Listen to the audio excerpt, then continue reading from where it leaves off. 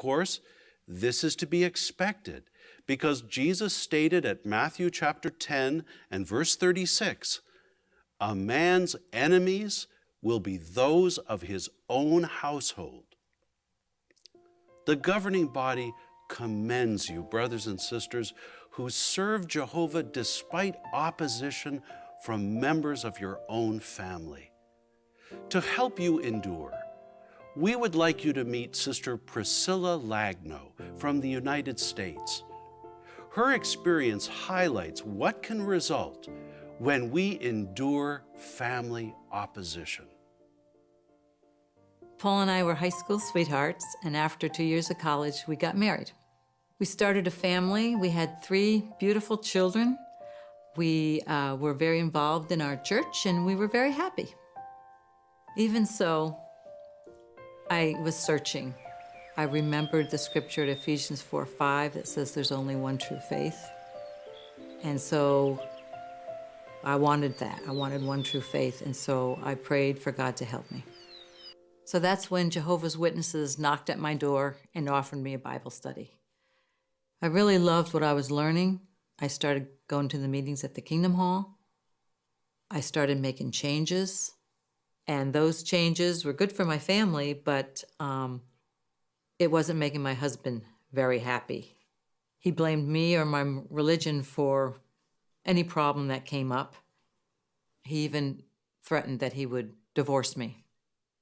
Some of the things that Paul did to keep me from going to meetings or to slow me down was to hide my literature. He even took parts out of the car so I couldn't use the car to go. But one of the lowest points was when he would not let me take the children to the meetings with me.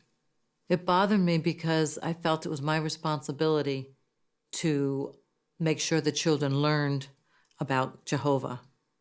So one memorial, I took the children to the Kingdom Hall with me. Paul wasn't home to take care of them, and that's why. And when we came out of the meeting, there was a note on the car that said, "Don't bother coming home." So we were able to go to a family member's house to spend the night. The next morning we got up, and he said we could come home. So I told the kids to give him a hug. We brought him a nice treat. And I remember praying with them. And I just did not want them to feel that their dad was a bad man. I wanted them to love their dad. At this point, I really was convinced I had found the true religion, or that one faith that I had read about in the Bible. So what I did is I studied secretly with the children. I didn't want to make Paul upset. And as a result, they were well-behaved, they were happy, and Paul could see that. And eventually he allowed them to come to the meetings. So one day, a Bethel couple invited Paul to tour Patterson. And because he was in construction work, he was an engineer, he was very interested and very impressed with the work. So he agreed to go. And little by little, he realized that the witnesses, the Bethelites, were just ordinary people. Then there was a big change that showed me that Jehovah had really been helping me all along. And I'm happy to say Paul can tell you about it. Well, yes, as Priscilla said, I am an engineer, and one day on one of our big jobs, we had a leak. I went to Jehovah in prayer, and I made a bargain with him that if he would help me find this leak, I would go to one meeting with Priscilla. Mind you, she knew nothing about this prayer. Well, the very next day, we found that leak. So that next Sunday, out of the blue, I told Priscilla that I was going to be going to a meeting with her. Well, eventually I started going to meetings more regularly. I started my own Bible study, and then about a year later, I got baptized. I realized over the years I was missing out on that happiness that both Priscilla and the children had. So through Priscilla's kindness and submissive manner to me, I started changing my view.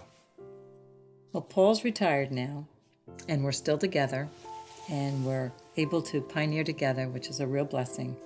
The children are all in full-time service, and I just always remember that if you trust in Jehovah, rely on him, he'll always help you endure.